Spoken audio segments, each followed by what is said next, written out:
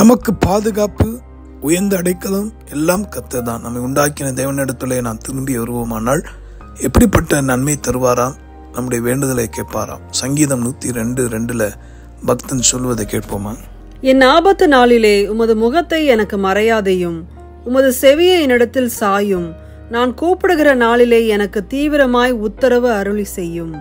பிரியமானவர்களே, எவ்விதமான ஆபத்து ஒரு மனுஷனுடைய வாழ்க்கையில அவன் ஆத்மாவுக்கு விரோதமாய், அவனுடைய நன்மைக்கு விரோதமாய் இருக்கிற ஆபத்துக்கள் ஏராளம். ஆக ஒரு மனுஷன் மனம் திரும்பாமல் தன் மனம் போன போக்கிலே தன் கண்கள் கண்டபடி இருதயம் விரும்பினபடி செய்யும் போது அவன் ஆத்மா ஆபத்திலே இருக்குன்னு அர்த்தம். ஆனால் தன்னுடைய கண்களுக்கு முன்பாக இருக்கிற தீமைகள், தம்முடைய வாழ்க்கையில செய்யக்கூடிய அக்கிரமங்களை விட்டு விலகி வேண்டாம், எனக்கு இது வேண்டாம் என்று ஓடும்போது அவனுக்கு வேண்டிய பாதுகாப்பை தேவன் தருவார். இந்த நேரத்திலும் கூட அவரை நோக்கி கூப்பிடுவோமா?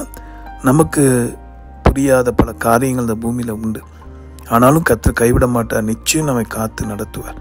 பறந்து காக்கும் பட்சியை போல காப்பேன் என்று ஏசாயாவில் சொல்லியிருக்கிறார். அதே போல உங்களை நடத்துவார். ஆக அவருடைய சிறகுக்குள்ளாக வாங்க, ரட்சிப்புக்குள்ளாக, அவருடைய ஆரோக்கியத்துக்குள்ளாக வாங்க. நிச்சயமா நோய்கள், சாபங்கள், போராட்டம் நம்மை விடுவிப்பார். ஜெபிக்கலாமா? அன்புள்ள ஆண்டவரே, இந்த வார்த்தை கேட்டு என்னோட ஜெபிக்கிற அத்தனை பேருடைய குடும்பத்துல, தனிப்பட்ட வாழ்க்கையில, ஊழியத்துல, அவர் செய்து கொண்டிருக்கிற நல் வியாபாரத்துல இருக்கிற ஆபத்தை கர்த்தாவே நீ அறிந்திருக்கிறீர். அதை மாற்றி அவருக்கு பாதுகாப்பை தாரும்.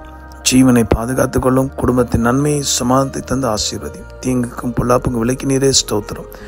நாங்கள் எதிர்பார்ப்பதல்ல, உம்முடைய எதிர்பார்ப்பும்படியே எங்கள் தேசத்தில் வரப்போகிற ஆபத்துக்கு எங்கள் ஜனங்களை விலக்கி காப்பாற்றுவதற்காக ஸ்தோத்திரம்.